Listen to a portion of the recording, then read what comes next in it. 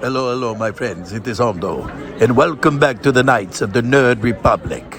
You know what to do, and stay profitable.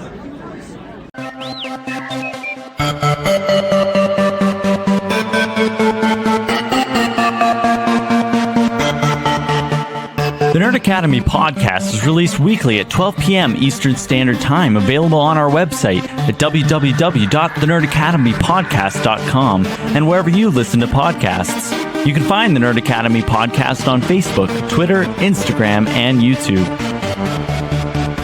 You can also help support the show by going to patreon.com/The Nerd Academy podcast, where every donation allows us to bring you more exciting content every week.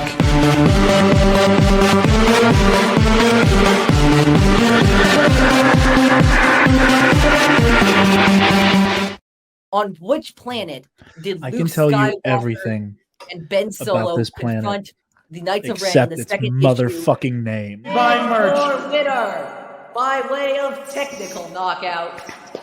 We have some beautiful musicians.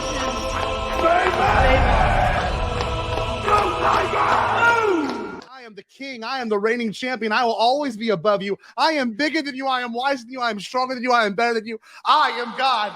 Hi, I'm Jared, the Trivia Loser Jedi. And I'm Scooter.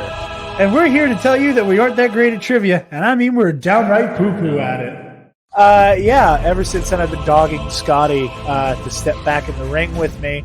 No questions about El Frono will be asked, and it'll be a good time this April. Now I have this like imaginary rivalry with you in my fucking head, where it's like, I want J-Ro! Jared, you lost to me in trivia. You're a loser. You're a loser. I will not. You lost to me in trivia. Jared lost to me in trivia. That charlatan friend, mind you, who has been ducking me and running from me for years now.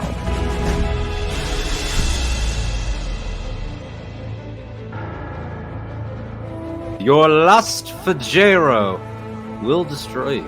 And you will learn to rue the day you underestimated the power of the Bi Republic. Is this your king? Is this your king?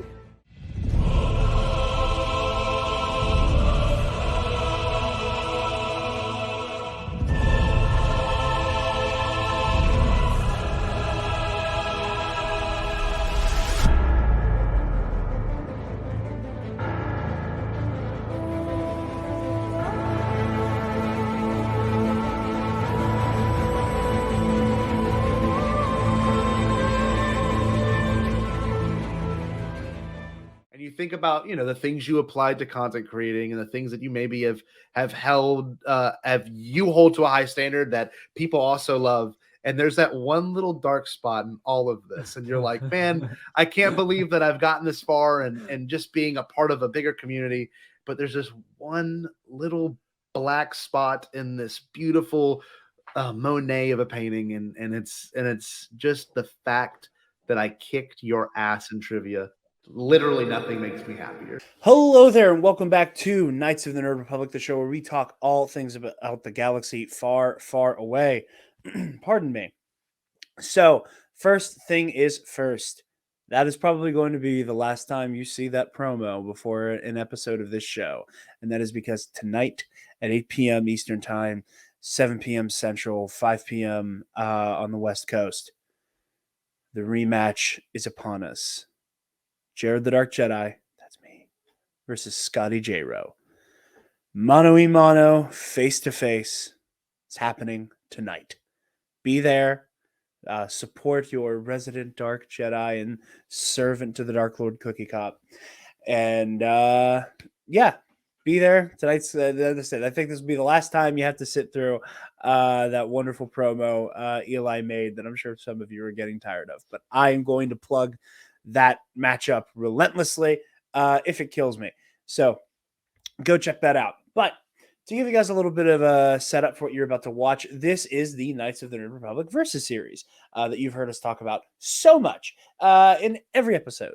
and it is a Patreon exclusive for the most part, except for when we try to drop bonus episodes in the main feed when we're not able to tape an episode proper. We have a few of these banked up for you guys, and this one is one such episode.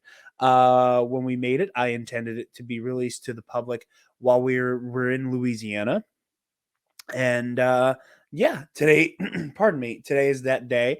Like I said, go check out the stream on the Bombadcast YouTube channel tonight for the live stream, and consider supporting us on Patreon at the $5 tier and up to get access to every other episode of the Versus series. We are about 30 episodes strong now, and they're all about, I said 2 hours before. They're closer to about an hour and a half or 2 hours, in that ballpark, give or take. There's some on the shorter end. There is some on the longer end. So go check it out. I'm very proud of this. It's Spencer and I love making this show, and I hope you guys check it out. But since this is an episode in the main feed, most episodes of the Verse series don't come with an ad from Sunday's Bloody Mary. So I had to make sure we got this one in there as well. But you guys know the drill by now. Sunday's Bloody Mary has the most badass Bloody Mary accoutrement in the galaxy. They have their 3-time award-winning spicy Caesar mix. If I saw a social media post, they won another award in the dead of night, as far as I could tell. So look at them go. It's not the coveted Drunken Tomato Award, I don't think. They also have the mild mix and their traditional mix as well. And if you're nasty, you can get their award-winning pickled dilly beans, okra, and asparagus as well, with some rim salt. Get some good old garnishes on that bloody. I know I like some pickled asparagus in mine. And they also have their lovely, cute tomato-themed merch. So get on over to sundaysbloodymary.com/shop. Use code TNAP, TNAP at checkout, and get 10% off your order. And help out your favorite nerds while you do it. But without further ado, I'm going to throw to Spencer and me from the past. About 4 months ago, we recorded this guy in February or January. Something like that.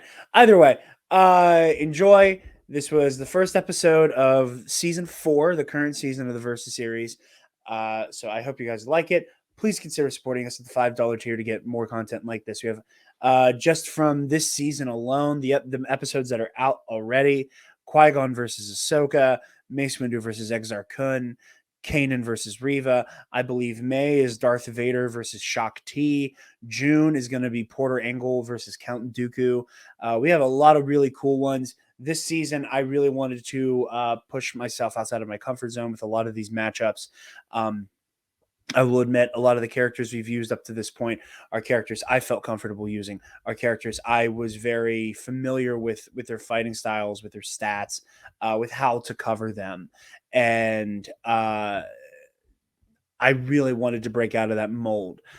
So that's why this episode, Lord Starkiller versus Obi-Wan Kenobi, we picked such a specific version of a character who even in Legends wasn't canon.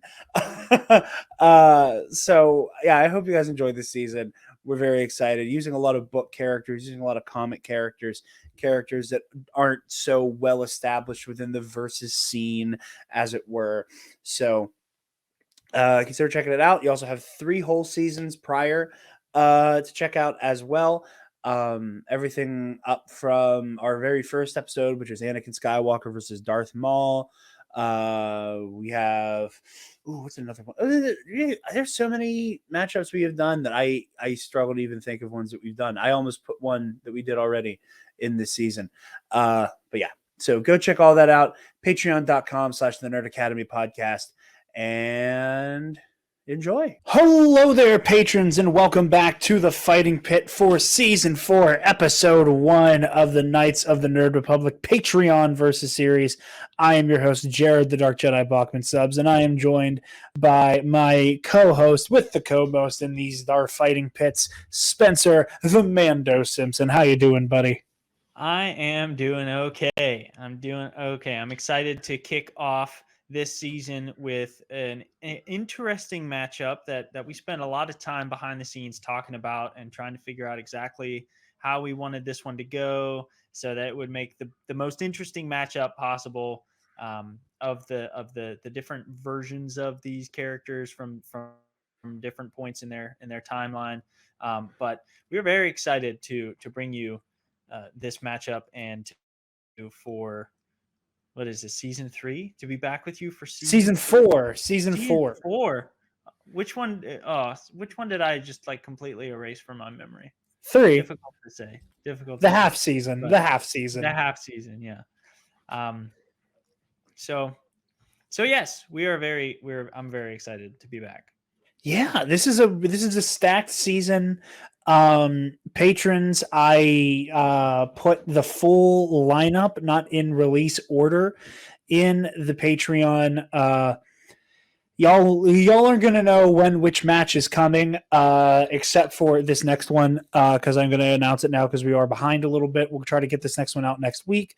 But next week's, this month's, because this is technically January's, you're watching right now, is going to be Qui-Gon Jinn versus Siege of Mandalore Ahsoka Tano. This season, I am normally not one for New Year's resolutions because I've always been the type of person who finds them arbitrary. You know, like I don't know. I think part of my brain has never enjoyed the idea that you're only allowed to decide to do something better at the beginning of the year. Because at that point, like, there's a sunk cost fallacy, in my opinion, that the moment you fall off the wagon, you've fallen too far behind. But this year, I did decide that I wanted to get a little more proactive with the Versus Series stuff.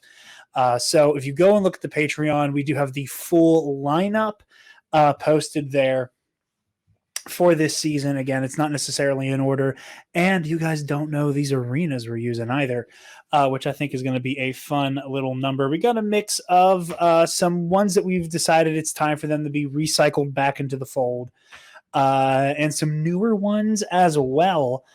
I gotta say, and this isn't really a spoiler, this is just some general observations.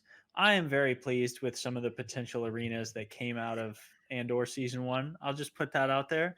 Yeah, I will for the sake of like a little tease of transparency, there are 2 Andor arenas on the docket this season.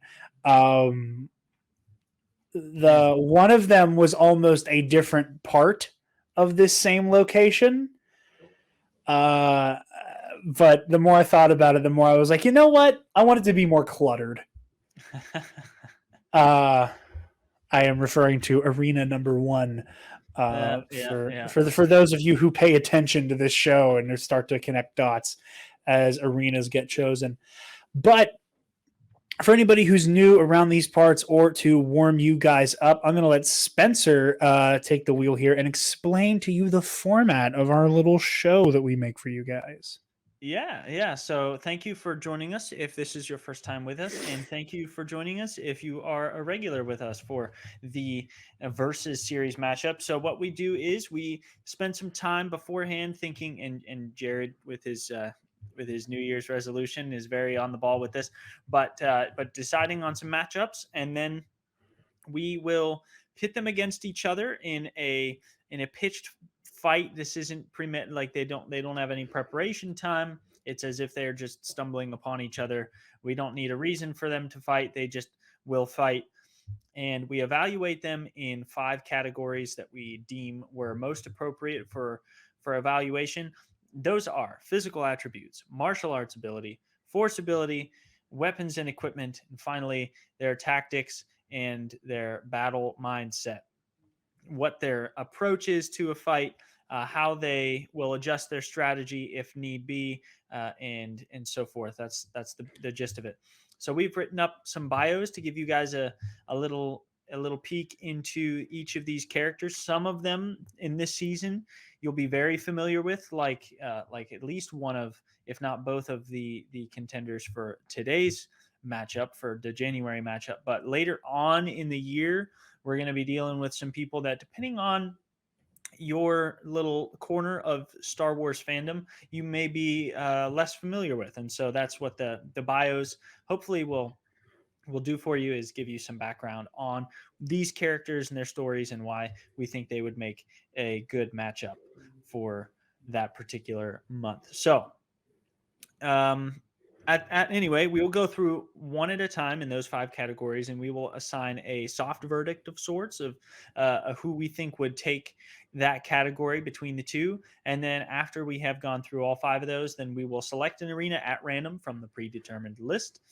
which does make a difference. It certainly does make a difference depending on the arena. So at that point, we will enter into a theoretical fight breakdown, how we think this battle would commence, how it would continue on, and then how it would eventually conclude, and we will crown the victor at that point. A human male born on the planet Stujon in 57 BBY, Obi-Wan Kenobi began his training as a Jedi at a very young age before becoming the Padawan of renowned Jedi Master Qui-Gon Jinn. During the invasion of Naboo, Kenobi and his master were tasked with protecting Queen Amidala, at which time they stumbled across the alleged Chosen One, Anakin Skywalker, and the return of the Sith. Kenobi would supposedly kill the Sith apprentice Maul, be granted knighthood in the Jedi Order, and begin training Skywalker as his apprentice. With the emergence of the Clone Wars, Kenobi was granted the rank of general and was an instrumental leader in the armies of the Republic, facing such opponents as Dooku, Ventress, and Grievous on multiple occasions. As the war drew to a close, General Kenobi was sent to Utapau, where he finally killed the droid General Grievous. With the issuance of Order 66, Kenobi escaped Utapau and helped warn surviving Jedi to remain in hiding. He then faced his former apprentice, the now Darth Vader, on the volcanic world of Mustafar, defeating his friend, comrade, and brother, and leaving him for dead.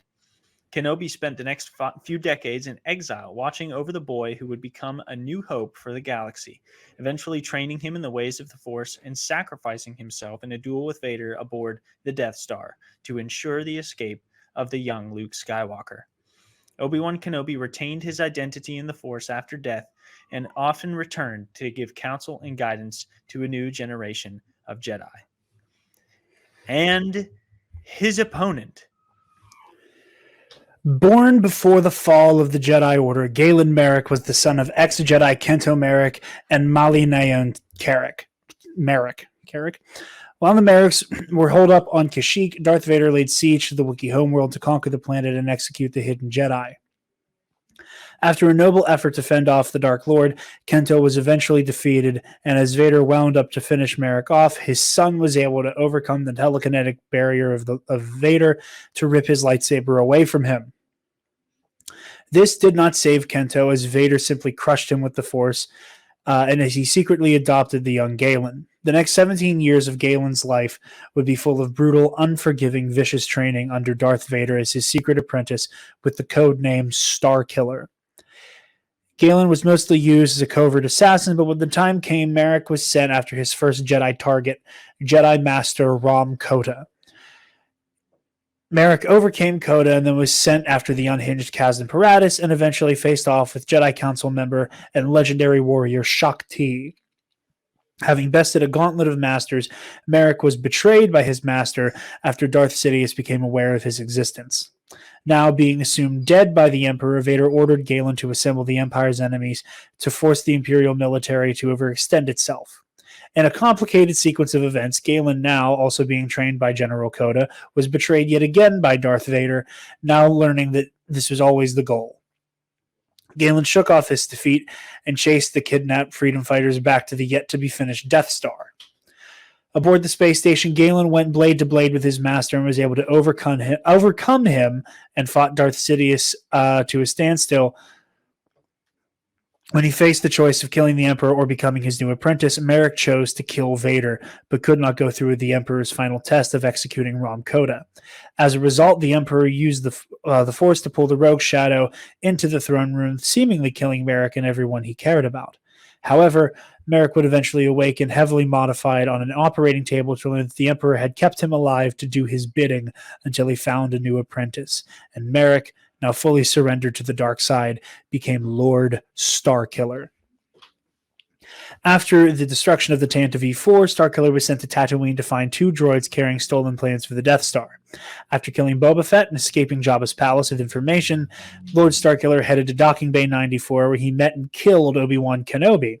The Millennium Falcon escaped and the Death Star was destroyed, but Lord Starkiller pursued the rebels to Echo Base, where he would eventually fight Luke Skywalker. Through the course of their lengthy duel, the unguided Skywalker gradually succumbed to his rage, fully surrendering to the dark side and becoming Lord Starkiller's apprentice. So, you might have noticed there that one of our opponents has already killed the other one.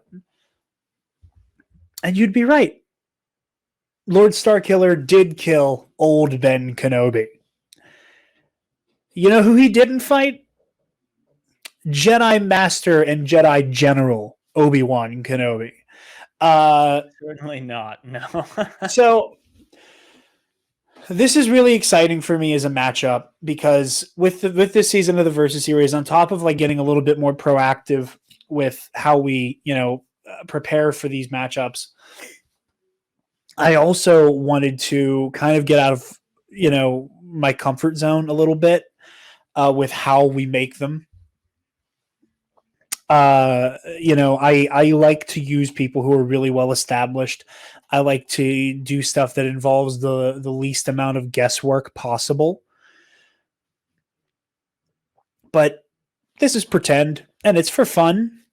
So we're gonna get a little skeptical this season and moving forward as well. So one of the first things I wanted to tackle, and again, another promise I'm going to make now, we will be releasing the Force Unleashed retrospective I want to do this year. But while I was replaying the Force Unleashed 1 last year, and I read the novelization beginning to end for the first time, there was a really interesting thing that came up.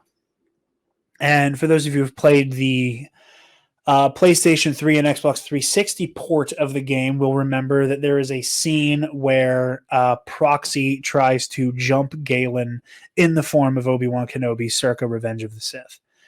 And Starkiller pieces him up real easy, takes out Proxy, and mentions that it had been quite some time since Proxy had taken that form.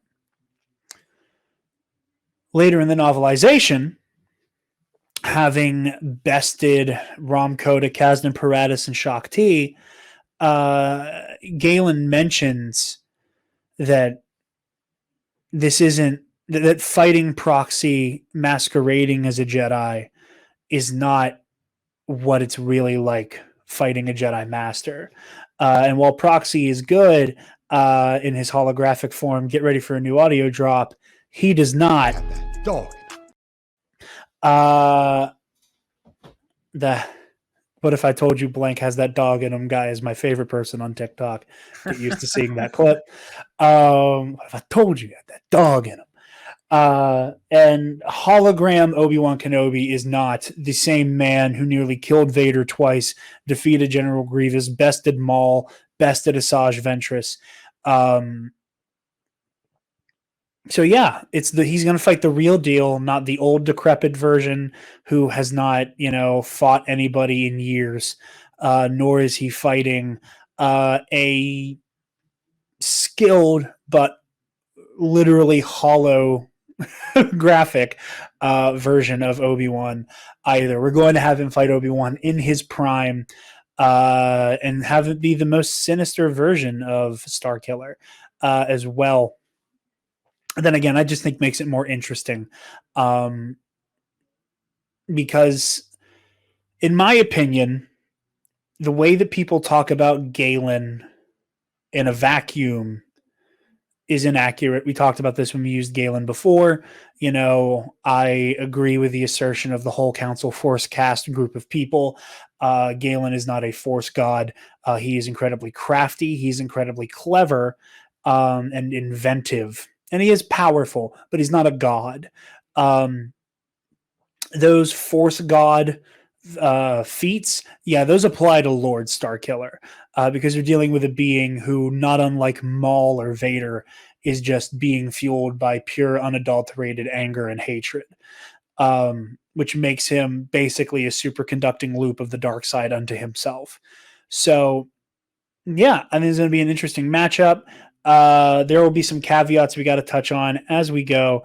In terms of like Obi-Wan's loadout, we're basically going to treat it as though it's Revenge of the Sith Obi-Wan in terms of stats, basically like midway through the war. I would say at about the 1.5 year mark, 2 year mark of the war, the difference between Obi-Wan at that point of the Clone Wars and Obi-Wan at the end of the war is negligible for the most part. So yeah, you ready to truly get in the weeds here? I am ready. We got some. A full disclosure for everybody listening: the dog here is very unhappy that I put him away for the duration of the episode. But I've got finger on the mute, so we're looking to press on. So first up, I'll just jump right into physical attributes for Obi-Wan. He is a human male, 5'9". He's got an athletic build. We've seen him withstand immense amounts of physical abuse, hand to hand, being thrown across the room, all kinds of stuff like that. I mean, he kicks General Grievous in the shin and regrets that pretty badly. But he's a sturdy guy. He's athletic. He's neither super fast nor super strong, but he's kind of like right in the middle. Very, very. I mean, he's the what you would call an all-around athlete, I guess. Yeah, with superhuman endurance. He's not a speed demon like Maul. He's not a powerhouse like Anakin or Vader. But he makes up for his like middling stats in those realms for the fact that he is a glutton for punishment. Yeah, he takes a licking and keeps on ticking. Like it's really difficult to put him down from exhaustion. It's even more difficult to put him down with superior swordsmanship. He's like you were saying, he's built to last. He's very, very, very good like that. Obi-Wan Kenobi. Have that dog. It's my favorite clip on the internet ever. Lord Starkiller. So Galen Merritt clocks in at about 6 feet even. Is a slender but athletic build. He's incredibly tough after years of brutal conditioning and training by vacuum. Training by Vader, and has survived the vacuum of space. And has also sustained multiple lightsaber wounds. One of his most impressive physical feats is that he basically went in to fight legions of stormtroopers and ATST, Darth Vader, and the Emperor, depending on who you ask. But for our purposes here, Vader and then Vader. But he could have taken the Emperor as well, as we know. However, he did that with half of a broken rib cage, basically. But for the specifics of Lord Starkiller, we're also looking at him having some slight cybernetic upgrades. Obviously, he has a partially mechanical right arm. We're going to use, again, we're saying Lord Starkiller. I'm leaning towards his actual I'm not sure. This is another thing I wasn't 100% sure about. And I know I released a teaser thumbnail, but that was kind of a placeholder. Do you want to go Lord Starkiller, like the Hoth DLC, or are we just going straight Sith Stalker? I mean, I've always had a soft spot for the Sith Stalker. I don't know. Okay. What do you think? I can go either way. I used Lord Starkiller because the Sith Stalker outfit is, in my opinion, a little too edgy even for me. But I am very okay with going full edge for this one. I mean that's why we're here. We picked Lord Starkiller. We might as well. The Bear the dog also agrees on using Sith Stalker. Okay, well then he also has a gigantic blade on his arm for some reason too. Then it's a part of his body, so that's body, weapons, equipment, all kinds of stuff. We'll get to that. He's also packing, no matter which version you pick. in terms of who gets the edge here, I think it's a relatively close call. I don't think there's a definitive edge in either direction. If anything, I'm willing to give it to Obi-Wan. I could see it going a slim Yeah. edge to either one, but I would For say this- Obi-Wan is slightly better rounded physically. I think Starkiller is athletic, but he is taller and slenderer. And yeah, they're both tough, but like at what point does having been run through with lightsabers and been sucked into the vacuum of space serve to the overall detriment of your physicality as opposed to somebody who's intact? Yeah, more you get into the same conversation that you almost start to have with Vader, where it's like, yes, he is a very impressive physical specimen. He's also suffocating all the time. And where you draw the line in him being a superhuman versus him being on the cusp of death. Again, it's a hard it's a hard line to draw. We might end up keeping the Lord Starkiller art in the thumbnail because I'm looking and it's hard to find like a good picture of him in that outfit with his lightsaber out. But that's neither here nor there. But yeah, we'll call that a draw. I don't see a meaningful difference between them. Like I said, maybe Obi-Wan by a hair. Like here's the thing: each of them have like a ridiculous feat that the other one doesn't. Like Galen has survived being stabbed in the chest, thrown into the vacuum of space, having the rogue shadow just thrown on him. But for all of those, like, Obi-Wan has also, literally just been lit on fire and nearly burned to death. Which again, we're not using Obi-Wan circa Kenobi, but it's still a feat he has that I think translates retroactively. If you look at Legends, you have his very long campaign on Jabim.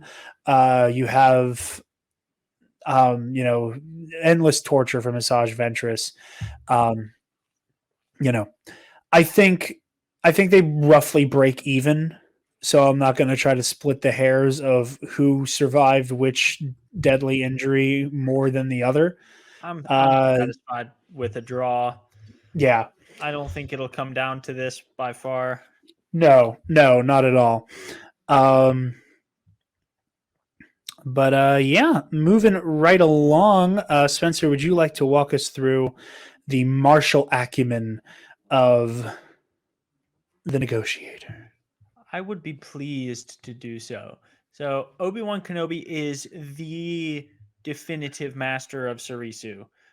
He like if you were to make a textbook of Sarisu, you could just copy and paste Obi-Wan Kenobi into chapter 3 of the forms textbook, because he is at its very finest form, no pun intended, is Obi-Wan Kenobi. I mean, the form itself revolves around creating a impenetrable wall of defense that is able to conserve energy and outlast, and that's Obi-Wan to a T. I mean, he's he's down for a marathon. He's an Iron Man dueler. He can just keep going until the opponent is so far wore down that he can just exploit the smallest of openings and turn the tide in his favor to end the battle. But he is also skilled in hand-to-hand combat, but only as needed. If it comes to it, then he'll be able to hold his own there. But he is much more dangerous, of course, with his saber in hand. Some notable kills, victories, and feats of his: he has defeated Ventress, he's defeated Savage Press, Grievous on multiple occasions each. He has fought Maul to at least a standstill. He has fought Count Dooku to a standstill on several occasions, and And in every opportunity with Dooku, Dooku fled the scene of the crime before Obi-Wan had an opportunity to keep it going long enough to claim a victory. But he also held his own against Pre Vizsla in hand-to-hand fighting, so that it showed his expertise there. And arguably, he won a 2-on-1 against Maul and Savage Press, dual wielding with Jar Kai. So he's a very accomplished swordsman, one of the most accomplished swordsmen fighting actual opponents during the Clone Wars era, rivaled really only, I'd say, by Anakin Skywalker and Ahsoka Tano, but mostly just because Ahsoka is in the same room as Obi-Wan and Anakin more often than not. But Obi-Wan, pardon me, he's in the top 3 of Clone Wars era combatants who just in sheer number of times had crossed blades with actual opponents. And yeah, well, and I think it's something that is a high praise for Obi-Wan, which is another reason why I think this is such a fun matchup. Obi-Wan has, if it survived, if not has beaten every notable Jedi killer of his era. And if and include Pre Vizsla, every saber wielding opponent, really, like yeah, there. I mean, not just Sith and Sith assassins, and Grievous would fall into that category, but also like Maul and Savage, obviously, but even Pre Vizsla with the Darksaber. I mean, that's not too much of a contest, but still, it's like yeah, every baddie to pick up a saber in the Clone Wars era, except Sidious, Obi-Wan has either defeated or fought to a standstill. Yeah, and again, I think it is also worth noting that Count Dooku, who is arguably, and this is another episode Spencer and I want to do, like who is the true GOAT of the Clone War era. But Count Dooku, Darth Tyrannus, somebody who I think is arguably one of, if not the best. We'll put that asterisk there. I would say probably the best, pound for pound, of that era. Every time post Geonosis that Dooku throws down with Obi-Wan, Dooku opts to retreat by the end, and also relies on his Force abilities to do so. Yeah. Dooku is always falling back on his Force abilities to deal with Obi-Wan, and I think that's it. I think that's a very important thing to call attention to. That Dooku, who does not have the same weird, I'd rather kill you with my lightsaber than with the Force obsession that Darth Maul has circa the Phantom Menace, where he views using his Force abilities almost as like a cheat code or an emergency situation. But he actively chooses to fall back on his greater power in the Force to deal with Obi-Wan because he knows he cannot outfence him head to head, at least. So yeah. Yeah. Sorry for hijacking that. I just think it's really interesting that even though Dooku is the only person Obi-Wan does not have like a definitive W against, it all comes with the asterisk of Dooku ran away. Yeah, I mean, it's, again, this is another episode for another time that you and I have so desired to just riff on air.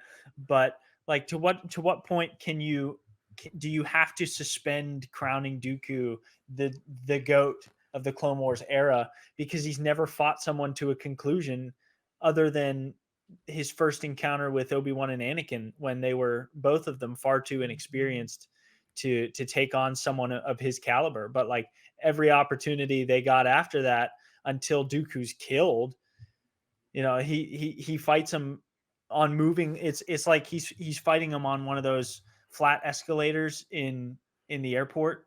It's just like constant motion until he hops in a starship and skedaddles out of there. Like, it's it'd be like for a poor analogy, it'd be like crowning Babe Ruth the GOAT if he only played 3 innings of every ball game. Like nobody would consider him because he's only there. He puts in a couple humdingers in the first 3 innings, and then he's like, "No, I'm out. We'll see you." Well, that's interesting, and I don't want to get too bogged down in the Dooku conversation here today, because while I do understand what you're saying, I do disagree with your premise a little bit. But this is all talk we can have whenever we inevitably get to Count Dooku versus Porter Angle. Stay tuned. Yes, stay tuned. Which I cannot wait to have that conversation. We might actually have a guest on that episode. A frequent collaborator of ours is very excited for that episode, and I would love to have him be a part of it. Who is it? Alden. Oh, of course. Okay. All right. No promises on that one, but it's a maybe. Moving on. So hit us with Lord Starkiller's martial arts ability. Lord Starkiller, he is familiar with all 7 forms of martial arts.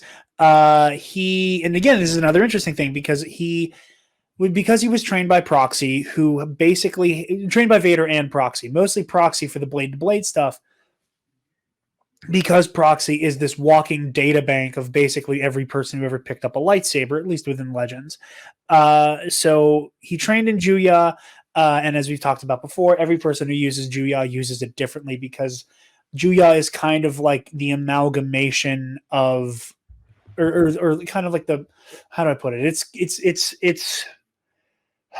a Jedi martial artist going to their zenith. I've seen other people say this before, and I think it is true that Juya is almost more philosophy than it is either version of Form 7, Juya or Vapad. Juya is kind of more philosophy than it is a martial art. Because it is the emphasis on ferocity while blending everything you've learned. In Galen's case, it is a hybrid of Shien. Pardon me. It is a hybrid of Form 5 Shien and a Kenobi style use of Form 3. Despite being a Sith assassin, later Lord of the Sith, he is somebody who's very capable of a defensive fighting style. I know when you think Sith Lord, we all like to think of somebody coming down on you like an avalanche like Darth Vader, or like a, berserker like Kylo Ren, or this flurry of rage like Darth Maul. But Starkiller has a surprising like defensive acumen, and it's because he's aware of the fact that he is not invincible, despite what a lot of the fandom thinks of him. But yeah, he's trained in basically all forms of martial arts. In terms of notable kills, feats, and victories, he has quite the body count. He has bested Rom Koda, Maris Brood, killed Shakti and Kazdan Paratus. Depending on the ending of the game, he does fight Darth Sidious to a standstill and either beats Darth Vader into submission, or, as we're talking about here, fights Darth Vader to the death. He is incredibly talented in integrating force-based attacks into his lightsaber sequences, which is kind of the bread and butter of his fighting style, is finding inventive, clever, and almost sneaky ways to implement his overwhelming powers in the Force. It's the reason why he's able to defeat Vader. And Shakti to a certain extent. But Darth Vader, in my opinion, is a better swordsman than Galen, and he's stronger than Galen, and he's tougher than Galen. Galen's able to win because he, has been trained by Vader, so he kind of sees the holes in Vader's technique in a way that I don't think anybody else truly could, except the Emperor. But Galen is aware of the fact that one of his core powers is Vader's kryptonite, and knows that Vader's too smart to let Galen just electrocute him to death. So he is smart enough to then realize, okay, I have to move around Vader. I have to implement my ability to cast lightning on Vader at every moment that I can. And it cannot just be an endless torrent of lightning necessarily. But yeah, very smart guy, knows how to integrate his powers to devastating effect, and has skill with all forms of lightsaber combat. this is kind of a part of weapons and equipment, so I'm not going to get super into it. I will say, yes, the Sith Stalker does show Lord Starkiller carrying approximately 6 lightsabers. At no point other than when he executes Vader do we see him dual wielding. However, in The Force Unleashed 2, we see that this is something that Galen is talented at, or at least his clone, depending on who you ask. I love The Force Unleashed. It is such a mess, but it's a lovely mess. It's my mess. It is. It's like a retcon convention. Yes, bless this mess. That's another reason why I want to do a Force Unleashed retrospective, is I really want to get into the weeds about like why I think it's the real Starkiller in that game. But again, conversation for a different day. But like I said earlier, Lord Starkiller is packing. But because we never see him explicitly use 2 lightsabers in the Dark Side in the Ultimate Sith Edition DLC, and we only see him use them in The Force Unleashed 2, I'm going to say that he's not going to dual wield during this fight. But I think that's fair. I mean, even I've always interpreted the belt full of sabers as like a wearable trophy case more than a utility. Like, it's imagine you are a Jedi on the run, and up walks this thing that looks like it cannot be there. Emphasis on up walks this thing. This thing that looks like it cannot be there for any reason other than to kill you, and you see 6 lightsabers of Jedi fashioning hanging around his belt. You're like, yep, this is like the new Grievous, except worse. He doesn't target kids; he targets everybody. Well, here's what makes it even scarier. Like, if you look at what all is on his belt, he has his old lightsaber. He has, what was that baseline? That was funky. He has his old lightsaber. He has Kodas. He has Shock T's. He has Vader's, and he has Maul's. And he has his own. And those are just all off the top of my head. There might be more. Yeah, I'm seeing all of those that like I see his own, I see Coda, I see Vader. And that's like on the one side wrapping around a bit. I'd say that's a pretty conclusive list. So, yeah, you're dealing with somebody who, again, is there to be terrifying. Granted, not all of those lightsabers are ones that he, got the kill for. He didn't technically be the person to kill Coda the way Grievous wouldn't take a lightsaber. He didn't directly kill somebody for, but he did beat him. So, potato. And also, like, I might trim this out.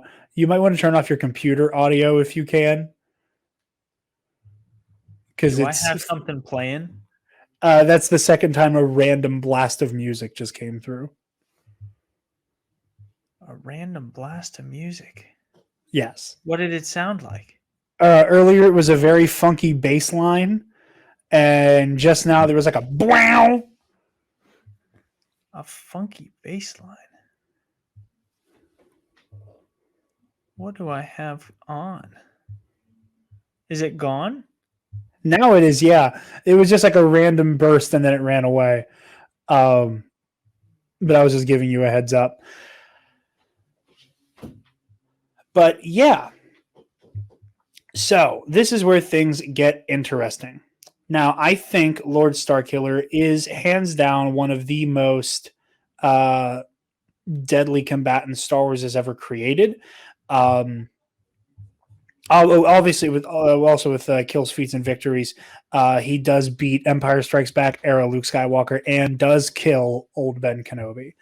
I do think Starkiller is a absolute machine, especially in this form as a duelist. Um, he isn't holding back anymore. He's fully entrenched in the dark side of the Force, and that evil, that rot inside his DNA,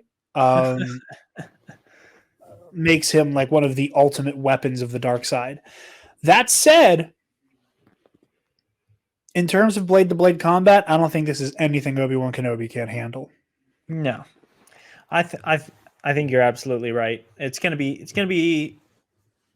an interesting fight. I'd pay ticket to watch, but it's nothing so extraordinary or out of the ordinary that I think Obi-Wan would be able to handle any of that with, if not ease, confidence.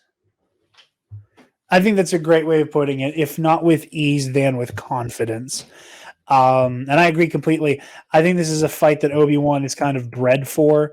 It's one of the things I love about Obi-Wan is that he kind of, by the end of the Clone Wars, or by the end of his career as a whole as a Jedi, he's kind of made his name by fighting boogeymen in a way. Like he fights and defeats Maul. He's, Grievous. Granted, it's kind of one-sided, but like he has this like rivalry with Grievous. He is the man who, for the most part, defeated Darth Vader at least twice. Like Obi-Wan Kenobi is kind of this like monster hunter when it comes to Sith. But in a way that it's kind of like, it's like the opposite of a monster hunter. He's the guy that like all the monsters just gravitate to, and then he puts them down. Yeah, exactly. Yeah, that's what I mean. Like there's almost like a Witcher type vibe to him. That again, he doesn't choose to be the dark side's favorite, guy to test your might against, but when duty calls, he's there to fight him. But yeah, no, like I said, I don't think martially Lord Starkiller is bringing anything to the table that Obi-Wan can't handle. Not by a long shot. So yeah, I think we can award a safe but definitive, or let me rephrase that. I think we can offer a definitive edge to Obi-Wan Kenobi, but not one that like removes Starkiller from the fight. Oh no. But if this was a sheer sword fight, Starkiller is grossly out of his element and may be in grave danger if he is not allowed to call on his Force abilities for whatever reason. I concur. Speaking of Force abilities, you want to take Obi? Sure. Cool. All right. So Obi-Wan Kenobi is, he is, he is above averagely average. I mean, he's not in terms of his sheer power, anywhere toward the top. His sheer, how am I trying to say it? His raw force ability is middle of the road or so, maybe slightly above average, but what he has accomplished through training and honing that craft puts him in the lower top tier, I'd say, of Force users. It's not that he's got an unbelievable amount of power or an unusual number of tricks up his sleeve.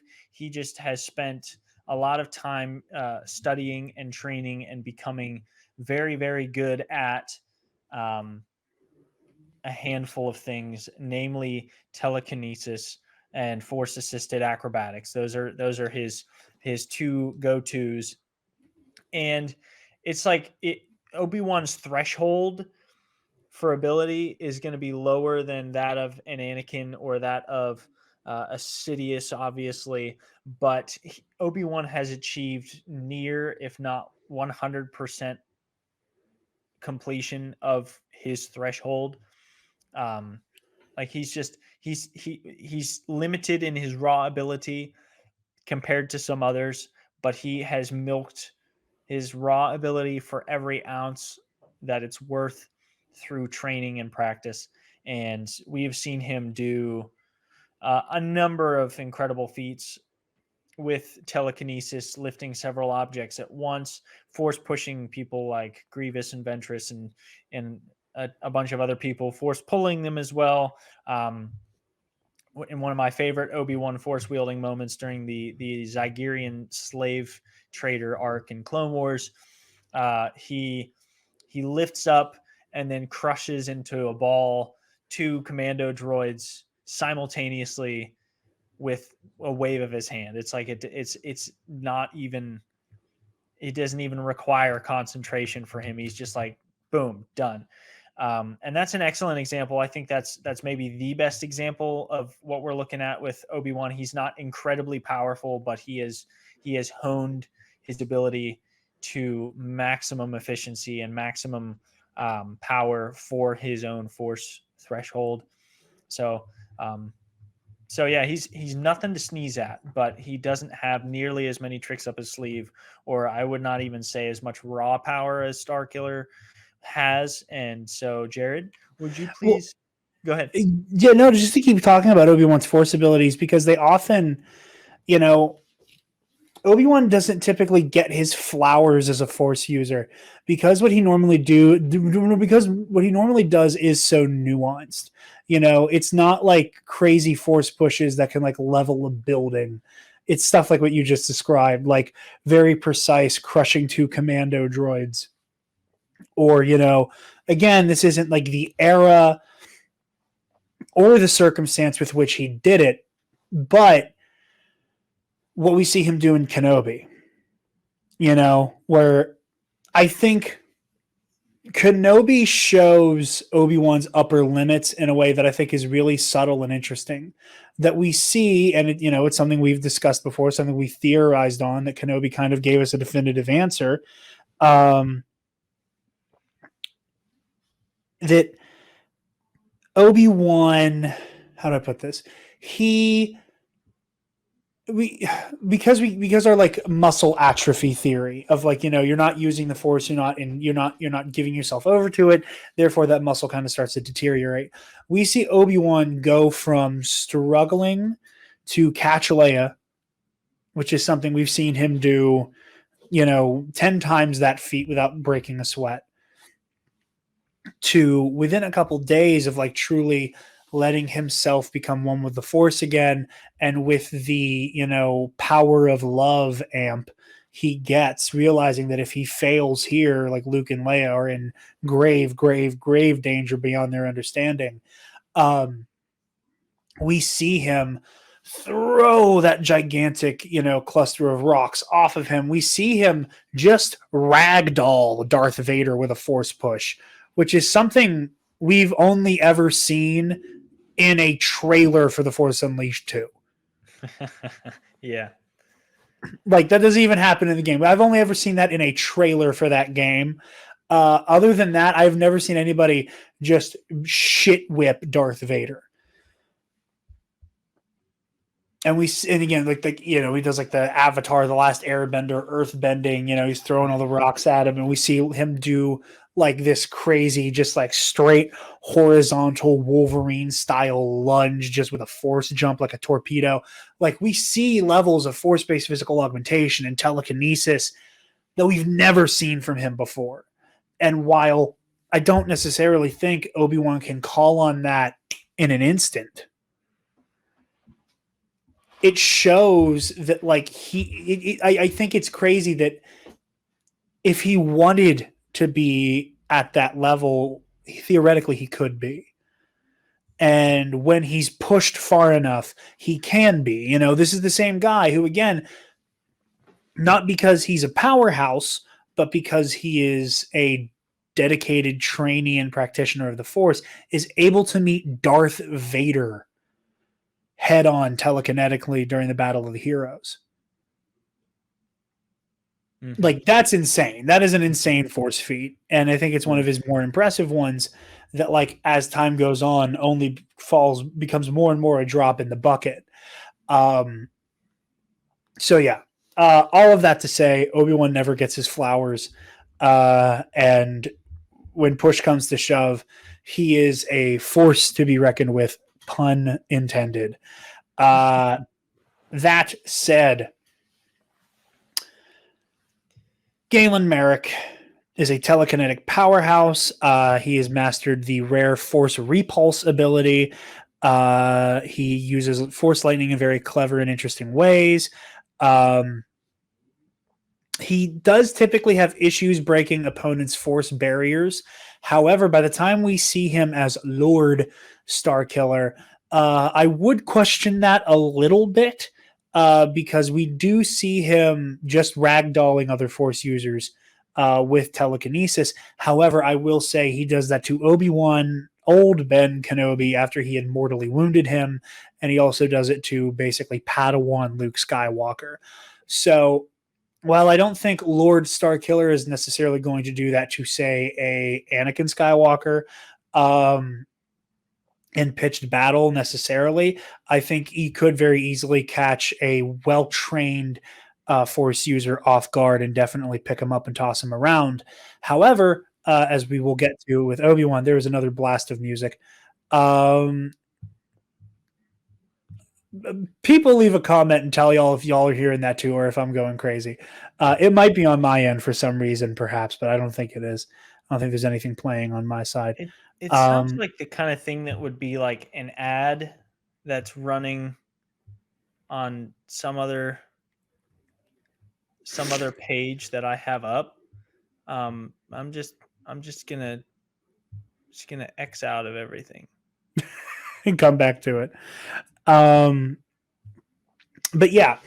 However, when it comes to Obi-Wan and juxtaposing them side by side, that does become an issue because Obi-Wan does famously have issues blocking other Force attacks.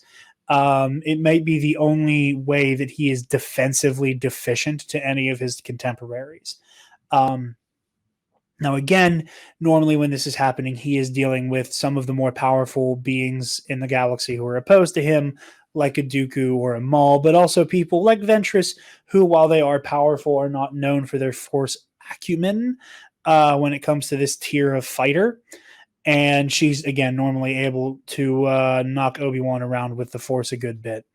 So I think without much debate, we can give a definitive edge to Lord Starkiller in terms of Force abilities.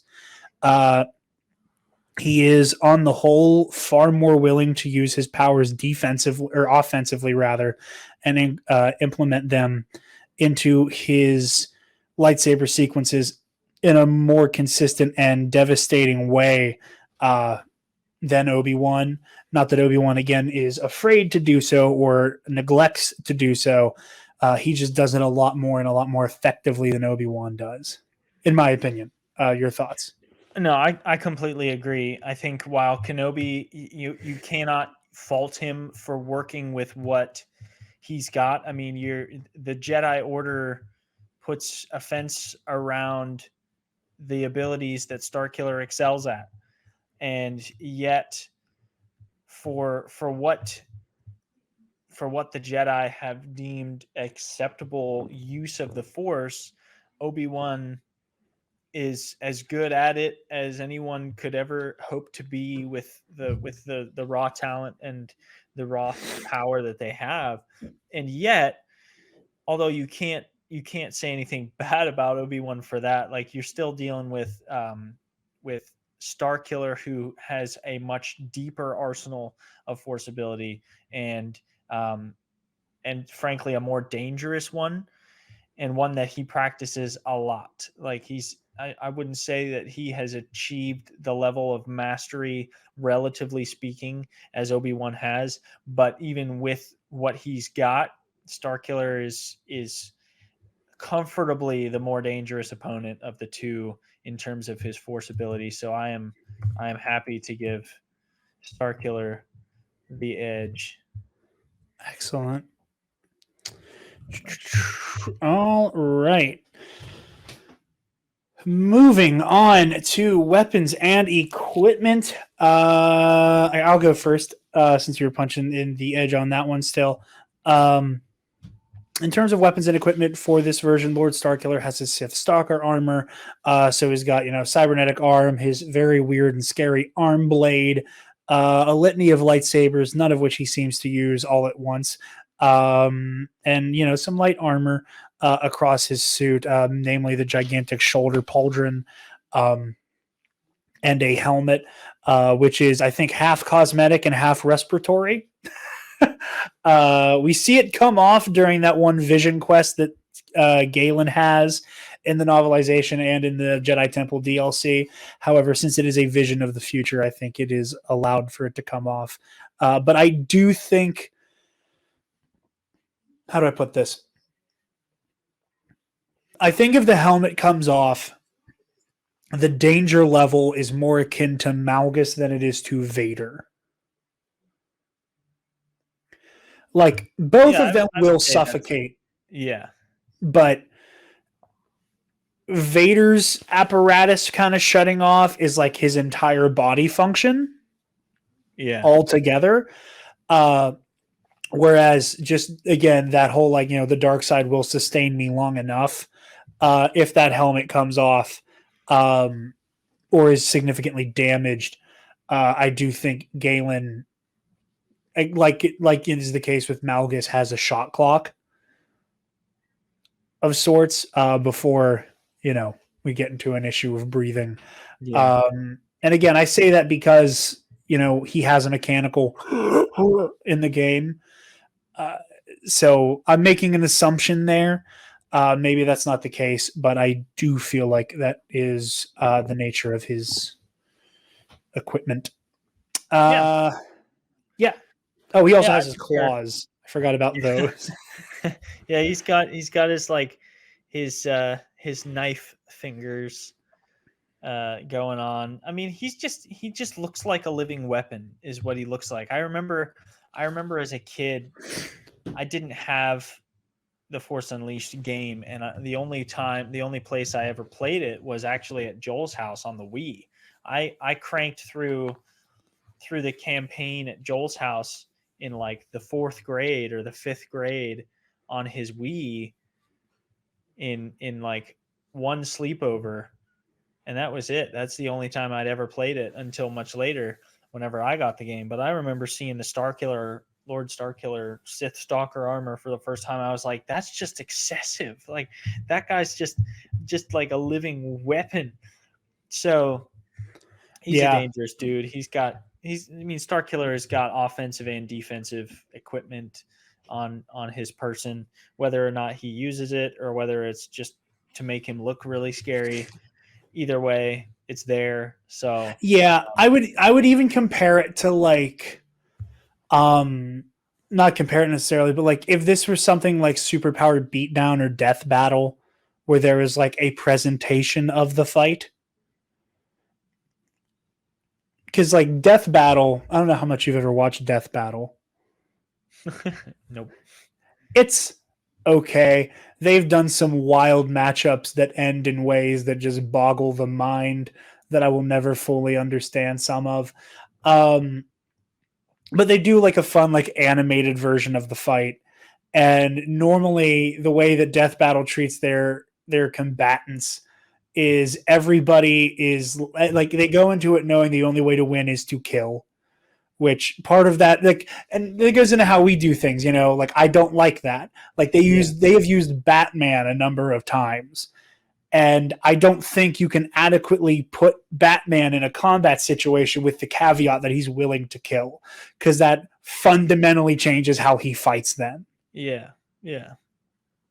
Like Batman at his base level is not throwing like lethal blows. He has equipment on him that could kill somebody, but he only ever uses what a normal person would consider lethal force on a being he knows he can't kill. Yeah. But Death Battle likes to basically go like with a comic book character. If they've ever had, like, for some reason had like a god level power, inexplicably, even if they're not in that form, they will use that power. So because Obi-Wan is skilled in Jarkai or like the Ataru version of dual blade fencing, whichever one that he favors, Both are equally likely.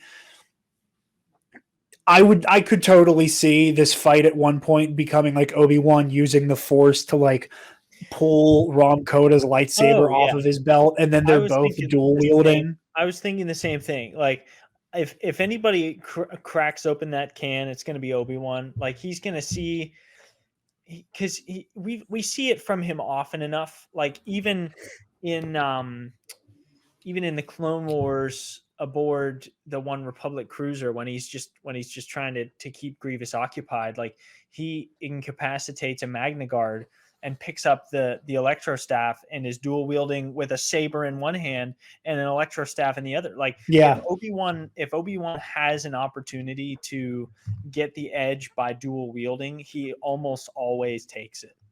And so we can talk about that. It's going to be very exciting. We can talk about that a bit later on, either in tactics and mindset or in the fight breakdown. But like, it's one of those situations where whether or not the original artists intended it for it to be utilized or purely cosmetic, it doesn't matter, because it like you're saying, it fundamentally has the potential to change how the fight goes. Yeah.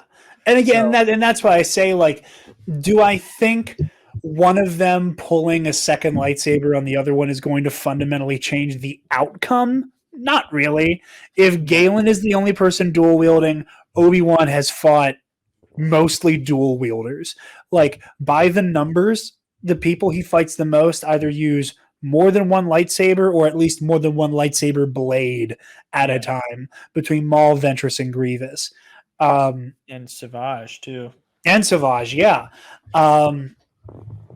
Weirdly enough, like, a standard build lightsaber is the minority of people he fights. Yeah. Between Dooku, Vader, and Pre Vizsla, technically. But yeah, all that to say, you got to do weapons and equipment for Obi.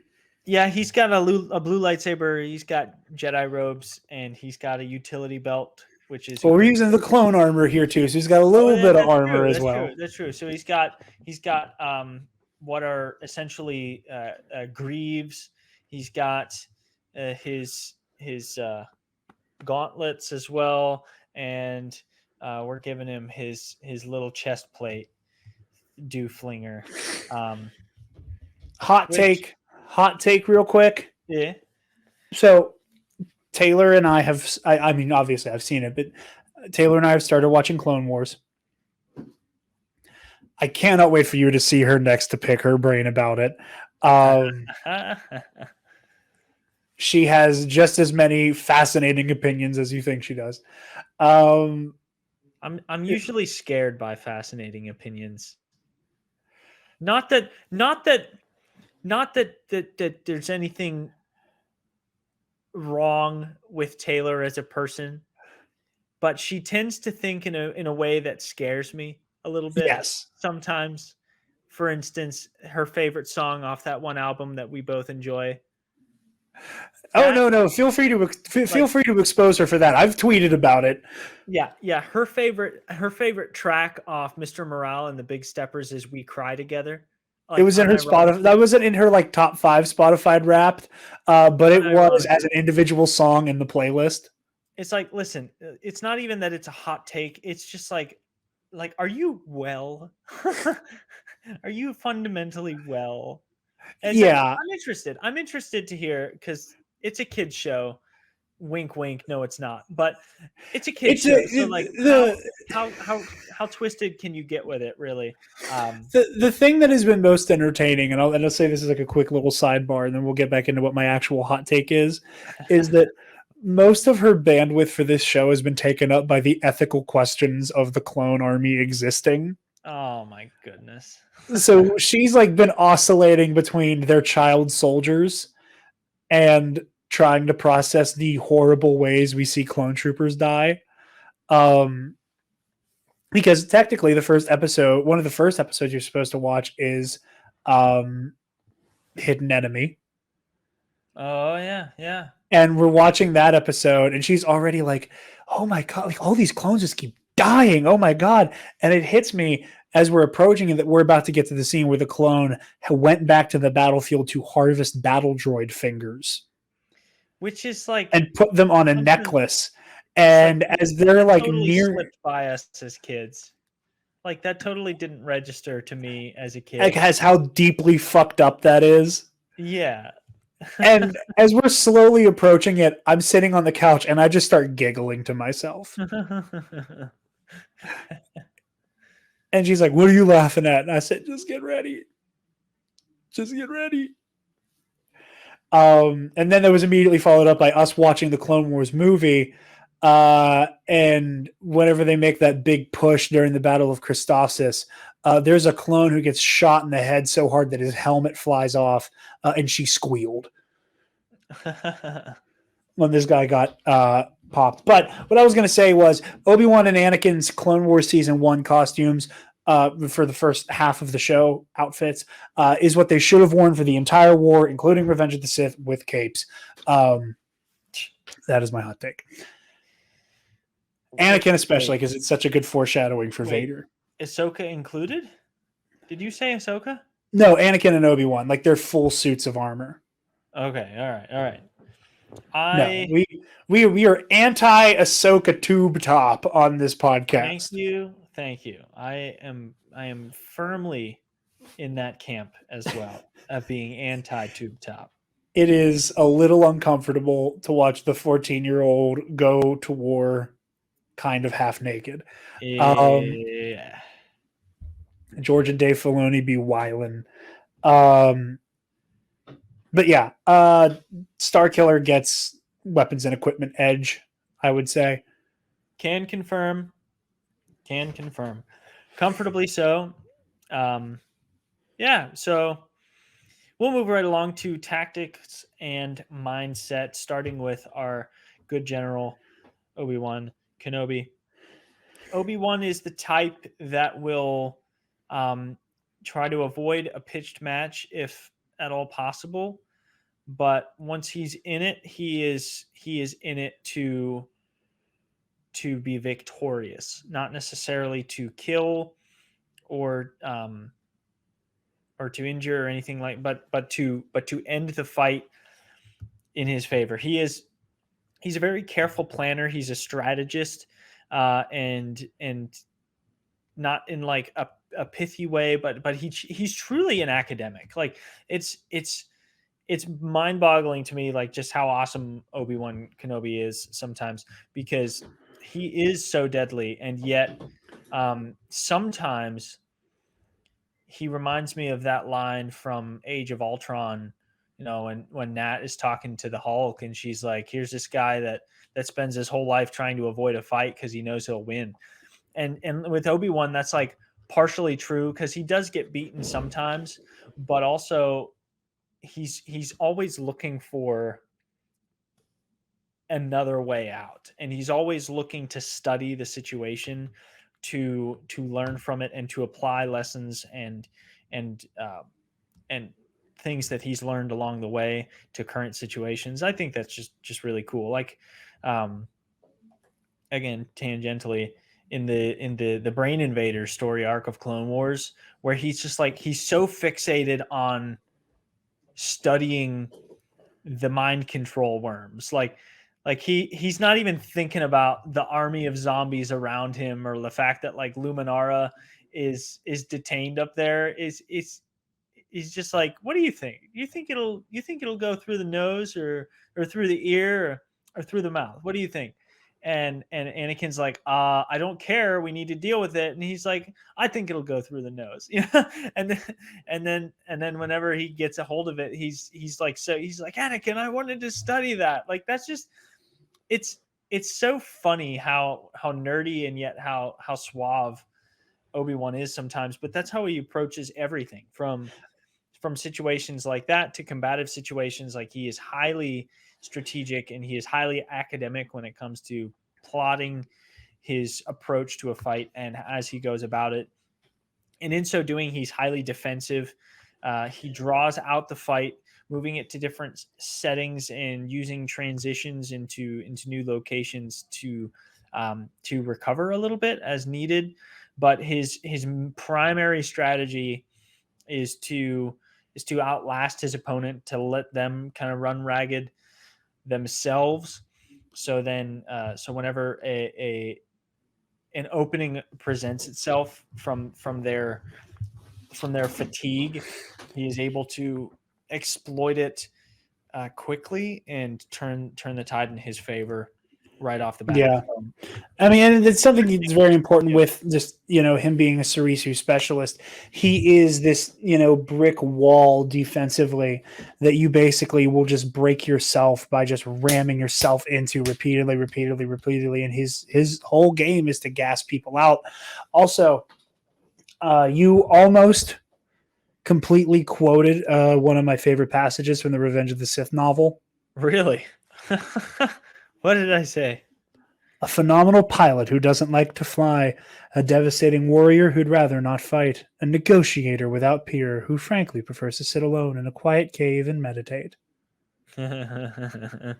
Matthew Stover's Revenge of the Sith novelization.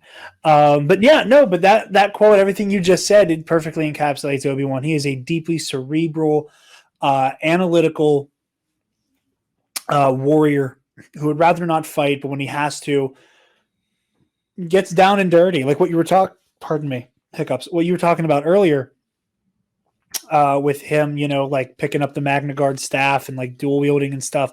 Like Obi-Wan, truly, as you were saying, Dog.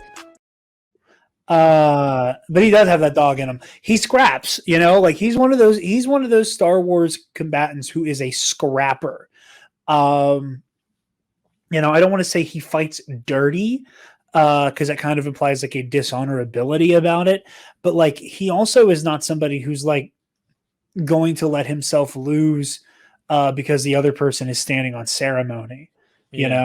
Like I think the best way to describe it, and again, this is Twin Sons, and this is we're using Obi-Wan pre him like fully killing Maul, but we're dealing with somebody who is willing to stand on the ceremony of doing like an opening salute stance in a duel, who also is 100% okay with just three-piecing Maul. Yeah. Like he will stand on like that ceremony of decorum, which granted, like, it's, like the opening stance is like an important thing with martial arts because it's kind of like a ready stance. But he also does not care so much about like the thrill of battle to let it go on a second longer than it has to. Yeah. Which, again, another reason why this is interesting is because Siri, for some reason, thought I was talking to them and was just writing everything I've been saying out for like a minute. It's interesting because Starkiller is kind of like a dark reflection of Obi-Wan. And I think it's interesting that Vader trained Starkiller to have some of Obi-Wan's tendencies. Because looking at the descriptions of Starkiller's like, tactics and stuff, fight smarter, not harder is like the number one thing I have written and in all caps. And it's true. Starkiller rarely rushes in to face somebody head on. Which again, like we all talk about Starkiller being this, oh my God, like in crazy, like giga powerful force god. He's not. He is somebody who, yes, he fights somebody head to head, but he is also trying to find like crafty ways to, pierce their defenses. He looks for unorthodox ways to unseat his opponents. He works to redirect more than he does to evade or absorb. Again, this is where that Form 5 specialization comes into play, that he has like the tight defense of Form 3 to kind of batten down the hatches. But more of his sword play is a very aggressive counteroffensive. And it's interesting because I think he's one of those few fighters who uses Shien in lightsaber combat and not like the Gemso variant, because it is so heavily based around like parrying, deflection. Now in his Lord Starkiller form, again, it is only against old Ben and Padawan Luke Skywalker. but he is still like really bearing down on his enemies. And I think there was a little bit more Gemso in there. I think there was a little bit more brute force involved. But still, there's a lot of that redirection. And he very evenly relies on his force abilities and his lightsaber skills very evenly. And he will do anything to take advantage of the environment. And again, he does not stand on the ceremony of, swordsman's, noble fencing match. This is the same guy who, again, when he fought old Ben Kenobi, the moment he got a chance, even though he stabbed Obi-Wan in the chest, he did not finish him with his sword. He picked his ass up and threw him into the thrusters of the Millennium Falcon to disintegrate him. Yeah. This is not, neither of these guys are people who stand on ceremony necessarily. That said, tactics and mindset, I am leaning Obi-Wan Kenobi. I'm not sure how I feel. I'm certainly more familiar with Obi-Wan, even having played 1.5 Force Unleashed games, and brushing up on some of the material for this versus matchup. I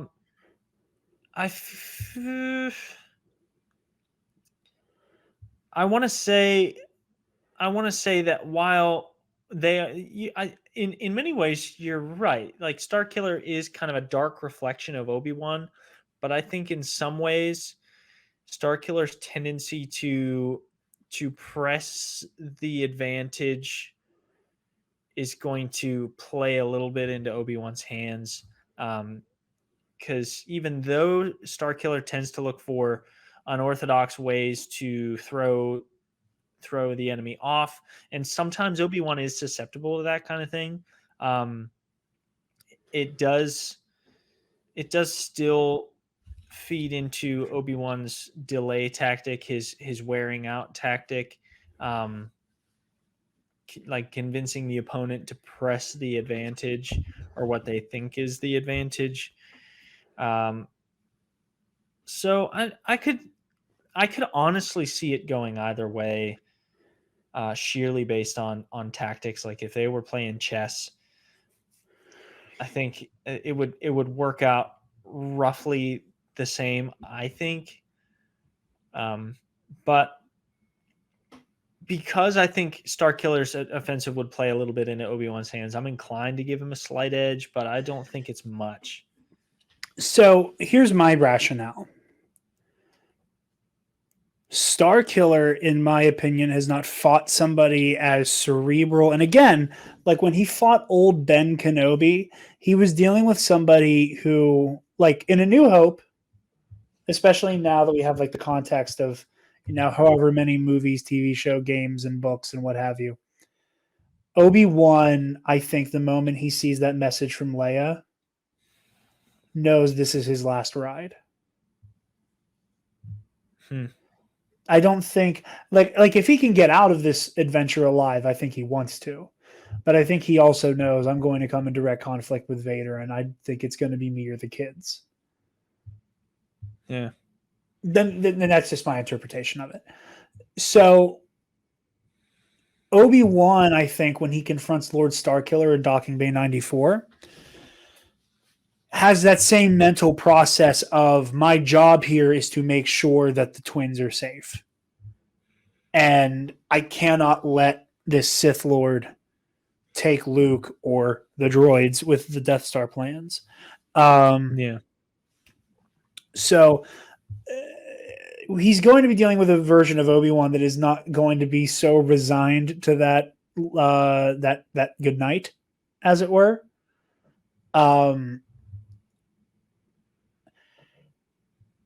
And conversely, I don't think this is much different for Obi-Wan than like facing Maul during the Clone Wars.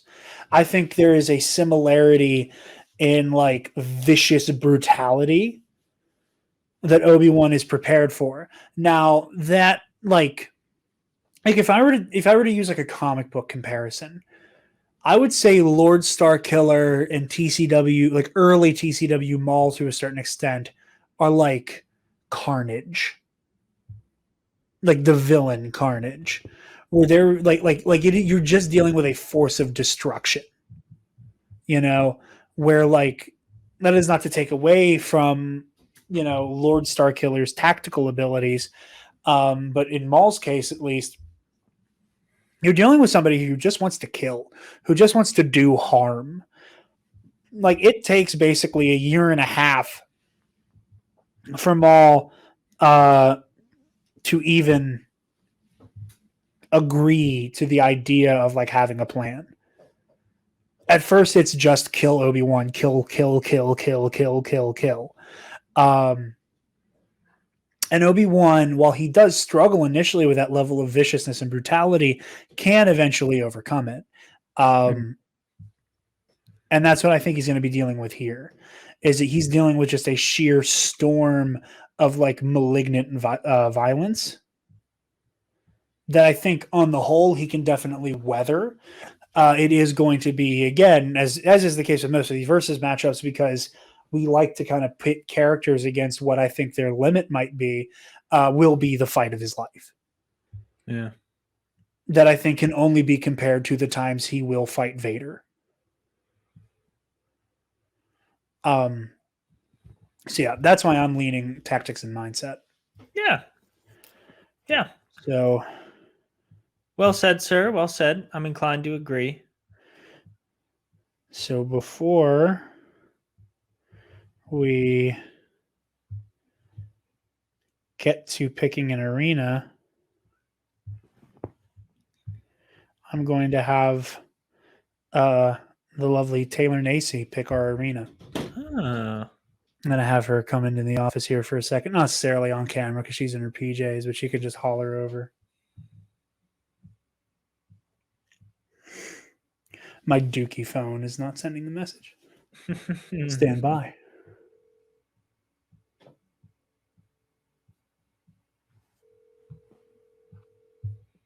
Recalling is ringing. It's ringing. Hey, can you poke your head in the office for a second? You got to pick a number between 1 and 12.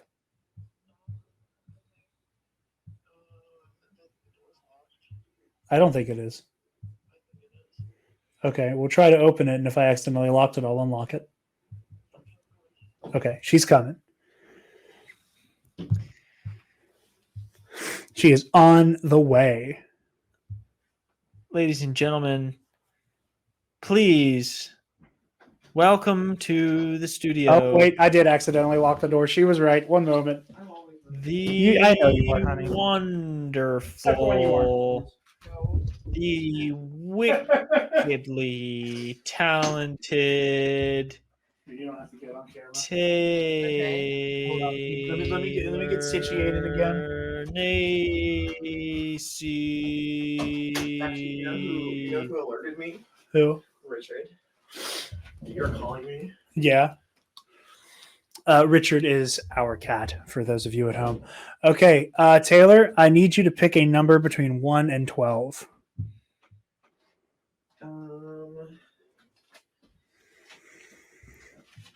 11.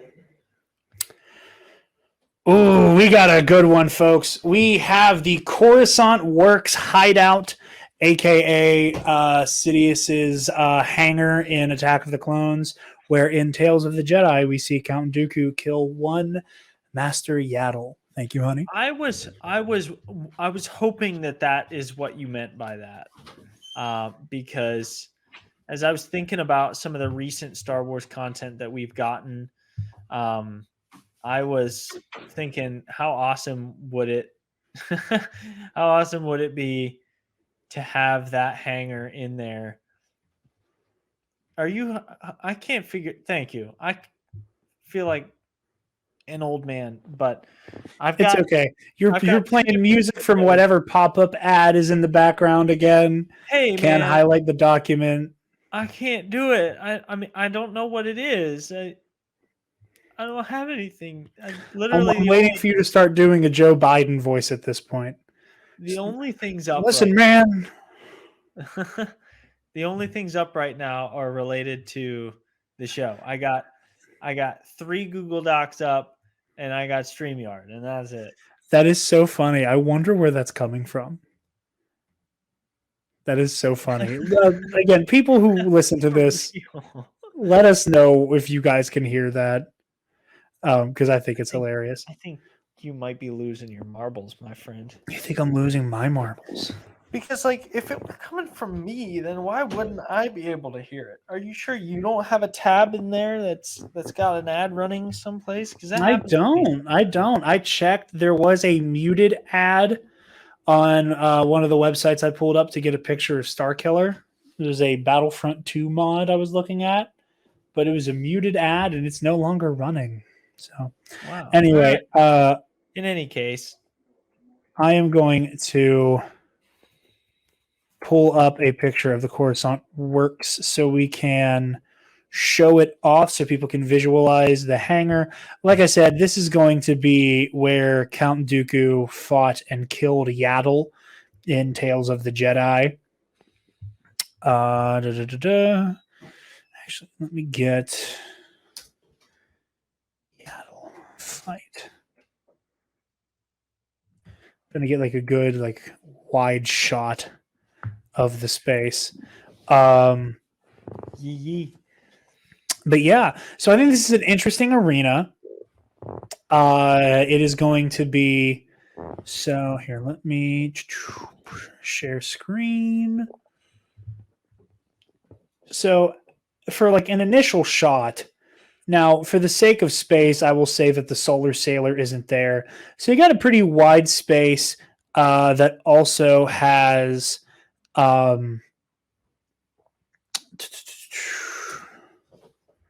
Yaddle fight again. That also has this very wide open hangar door as well. So you do have a little bit of an environment hazard. Someone could get just thrown through the hangar door. However, as I say very often, there are some fighters who you do not want to be forced to have to face head on. And I think Lord Starkiller is one of them. I would agree. So I think this fight is going to be a gnarly one. I think this is going to be mostly a sword fight, and I think Obi-Wan Kenobi is better off keeping it that way as best as he can. Because eventually his guard, with the at least in terms of the Force, will be broken. And he, at that point, is in a lot of danger, in my opinion. I also, because of his conditioning, I do not see Starkiller getting into a situation where he starts to slow down or run out of gas, which again is going to be a very scary situation for the negotiator. Yeah, seeing as that is more or less his principal tactic is to try and wear down.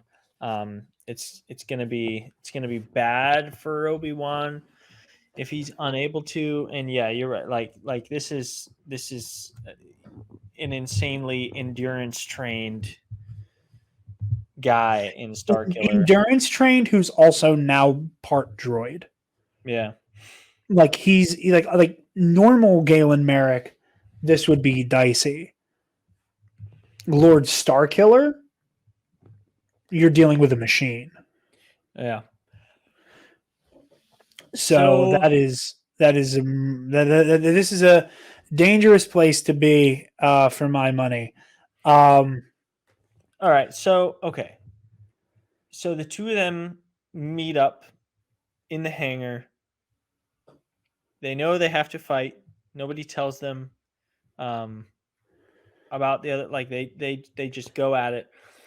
I think it's obvious that Obi-Wan starts on the defensive right off the bat, and I think Starkiller is going to be holding back a little bit, but he's going to be probing to try and find his best avenue of approach. He's going to be scanning the room for things to throw or for different angles to take this fight and do something unexpected. And I think it's going to reach a point. I think you're absolutely right. For Obi-Wan to have a chance to win this fight, he's going to have to realize that he needs to keep it a saber fight at all costs. But I think one of the key questions is going to be, how is Obi-Wan going to do that? Like, how would he pull off keeping it strictly a saber fight without letting Starkiller pop off with the Force? I don't like, other than the fact that there's a gaping hole in the wall where the entrance to the hangar is, there's not a whole lot to work with. It's essentially like an open room. It's just an empty gymnasium for all intents and purposes. Yeah. So he's not going to be able to move this fight the way he might have been able to. We said, like he will strategically draw out and move as a recovery, but also as a way to change the setup and change the terms of engagement if he needs to. But he really doesn't have an opportunity to do that. And if he's got nothing to work with, and it's essentially a sandbox for Starkiller to play in, he's Obi-Wan, other than countering with force abilities of his own, or even more dangerously pressing the attack, I don't think like Starkiller is going to get creative. He's going to hit as often with the Force as he does with his saber. Yeah. And unless Obi-Wan presses the offensive, which is unusual for him and potentially dangerous, then it's like he's just going to be a sitting duck. Let me look outside the immediate area, because I don't think like right outside the hangar is where like that weird network of catwalks is, where like Yoda fights Sidious in that vision. Yeah. I'm pretty sure that's just a straight drop out of the hangar. So like, and I had in mind that this was just in the hangar. Yeah. Yeah. That's just a straight drop down. Like that is just a patented Star Wars forever fall. Yeah, this is an arena does make a difference. It doesn't make all the difference in most cases, but this is in a situation where it very much colors the fight. It removes people's ability to do certain things. Like again, like something like the number 4 arena, or even number 9, these more open spaces where Obi-Wan can move, you know, like that's really good for him, because the simple reality is the likelihood of him getting hit and stunned with a force ability that puts him in a situation where he basically just hits a wall, like literally is knocked into a wall with nowhere really to go, for Starkiller to just come down on him. That's where you get into real danger. Now, again, Obi-Wan being the crafty little son of a gun he is, I could see him, again, like if you're running this, like we always make the joke, like if we do this Deadliest Warrior style, run the simulation 1,000 times. If you run the simulation 1,000 times, I think maybe 100 or so times, Starkiller lands a devastating force push or a just agonizing torrent of lightning, or hits him with a repulse that sends Obi-Wan into a wall. Starkiller moves in for the kill, and Obi-Wan snags one of those lightsabers and completely changes like the avenue of the fight and maybe kills him right there. Like he drops him in that moment of like, I have a split second to act. Yeah.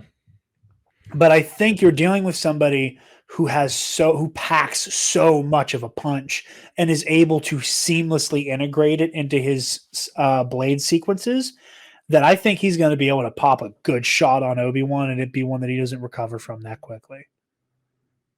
You know, like I think he could wear him down and, you know, pierce right through that force barrier. And, you know, God forbid, like he goes through the port. Yeah. in the hangar. Or again, if he's able to stun Obi-Wan, there's not a whole lot of room for him to get around that. In an environment where Obi-Wan could move a little bit more, because that's the thing with Galen Merrick is he's good at finding like environmental advantages, but he's not the type of person to be like, I'm going to run away. Now you have to follow me. He doesn't like Obi-Wan. Darth Maul do that a lot and really well. Vader does it eventually. Like when he's locked in the suit, Vader does that very well. It's not something Galen does very often. Galen, even though he's good at like in the moment being the kind of person to be like, fuck you. I broke a window and now you're flying out into space. Yeah. He's not the kind of person to be like, oh, I have better balance than you do. Fight me in the rafters. Yeah. That's something Maul would do. That's something Obi-Wan would do. That's something that I think would work in a lot of these other arenas. This is not one of them. I agree. It's bad footing for Obi-Wan. It's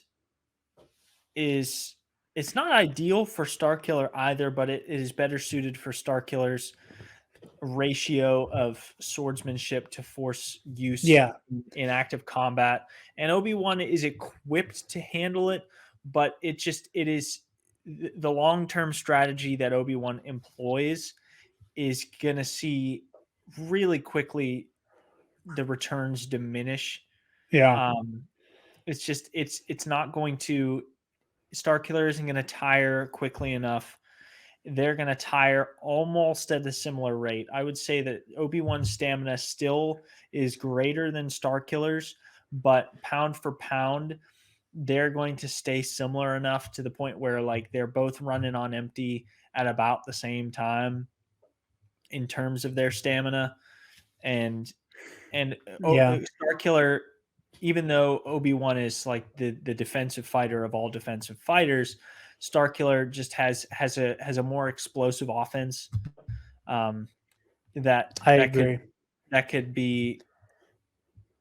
easily catch Obi-Wan off guard at the right moment or with the right level of power put behind it. Galen is a shotgun blast of a fighter, and he is quite literally in a room that is like perfect shotgun range. Yeah. And I completely agree. That's a great way of putting it. And I think at some point, like we say, you run the sim 1,000 times, at least half of those Obi-Wan uses the Force to snag one of those spare lightsabers. I'm convinced of it because that's where his mind goes, especially I think probably in more like 75%. When Obi-Wan starts to see that his strategy isn't keeping Starkiller's explosive offense at bay, he's going to be looking for an option pretty quickly. Like relatively soon into the Obi-Wan's going to clock those sabers. He's going to try it out. And then like, as soon as he's like, oh, dang, this guy's more formidable than I thought. He's going to snag one of those sabers and it's going to keep the status quo for a while, but it's not going to make enough of a difference in the end, I don't think. Yeah. Unless he's able to do something like really quick and decisive. Yes. And that's what I'm saying. I think it would be a scenario where like Starkiller mollywops him with the Force and is moving in for the kill, where Obi-Wan, like in the same movement, like again, like Force pulls one of the sabers off and then hits Galen with it immediately. In that brief opening, almost like he does to Grievous. Yeah. That, oh shit, he's moving in for the kill. Now's the chance. But like 9 times out of 10, I'm going to put my money on Starkiller getting off that finishing blow before Obi-Wan does that. Yeah, I would agree with that. So I suppose we may crown Lord Starkiller the winner of our first matchup for the 2023 season. I'm surprised. I didn't know. These are one of those fun ones. I didn't know who we were going to say was going to win. I didn't either. I mean, I tend to gravitate toward Kenobi just because I know what he's capable of, and he can beat most people. So whenever I'm unsure, I gravitate toward Kenobi. But I honestly had no idea. Like I didn't have any idea who I thought was going to take this one. So it was a good one. It was some good conversation, some good evaluation that came out of it. Do we have any wrap up thoughts? Any caveats or anything? No, not really that I can think of. We discussed briefly, just to give people a peek into what we were talking about off air. We discussed briefly whether or not we wanted to use Obi-Wan circa the Kenobi show. That is why I had to remake the thumbnail as we were speaking, because I defaulted to like the Hoth outfit for Lord Starkiller and used Obi-Wan circa the show. But the more I thought of, the more we discussed it and talked about it, the more we realized that it was a bit more of a lopsided fight than we preferred. But yeah, no, I'm really happy with how this one turned out. It's going to be interesting moving forward. I'm very excited. Like I said, thank you guys so much for watching. I hope you all enjoyed the Versus series, a little taste of it. This is a really fun episode to do. Get into the nitty gritty with a legendary Legends character. But to do a quick shout out, I do want to thank our $10 patrons who got this episode when it originally came out. Thank you to Keandre Lloyd.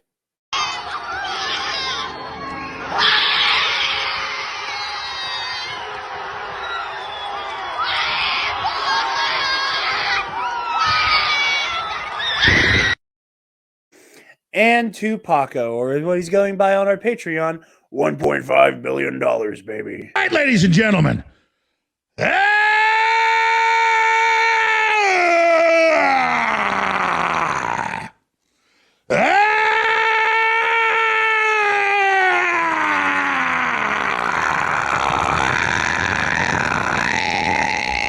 From the front lines of the information war, it's Alex Jones.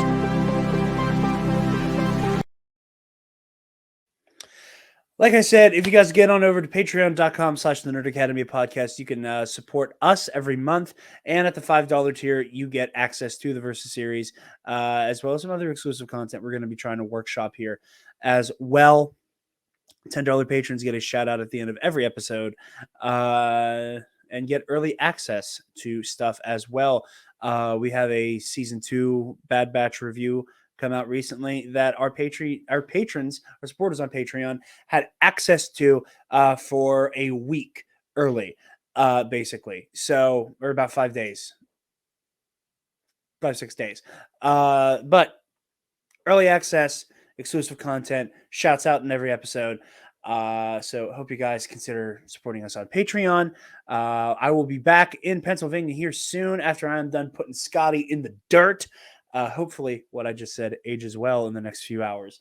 But check out the live stream tonight. Me versus Scotty, the rematch for revenge. You guys are going to see that promo one last time here at the end. Go check that out. Check out the Patreon.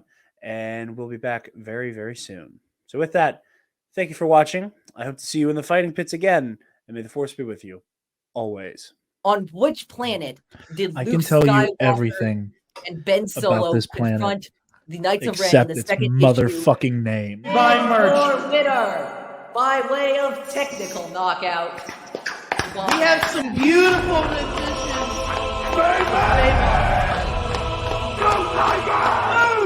I am the king. I am the reigning champion. I will always be above you. I am bigger than you. I am wiser than you. I am stronger than you. I am better than you. I am God. Hi, I'm Jared, the Trivia Loser Jedi. And I'm Scooter. And we're here to tell you that we aren't that great at trivia, and I mean we're downright poo-poo at it. Yeah, ever since then I've been dogging Scotty to step back in the ring with me. No questions about El Frono will be asked, and it'll be a good time this April. Now I have this like imaginary rivalry with you in my fucking head, where it's like, I want J-Ro! Jared, you lost to me in trivia. You're a loser. You're a loser. I will not. You lost to me in trivia. Jared lost to me in trivia. That charlatan friend, mind you, who has been ducking me and running from me for years now.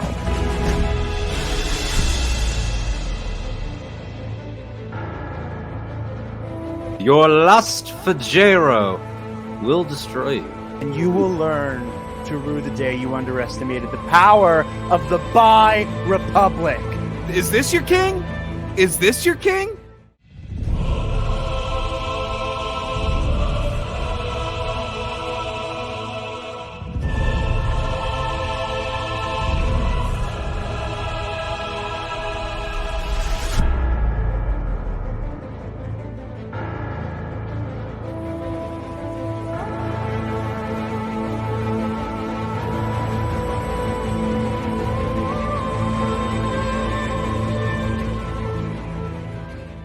And you think about, the things you applied to content creating and the things that you maybe have held, you hold to a high standard that people also love. And there's that one little dark spot in all of this. And you're like, man, I can't believe that I've gotten this far and just being a part of a bigger community. But there's this one little black spot in this beautiful Monet of a painting. And it's just the fact that I kicked your ass in trivia. Literally nothing makes me happier. Stop! Move away from the cookie jar!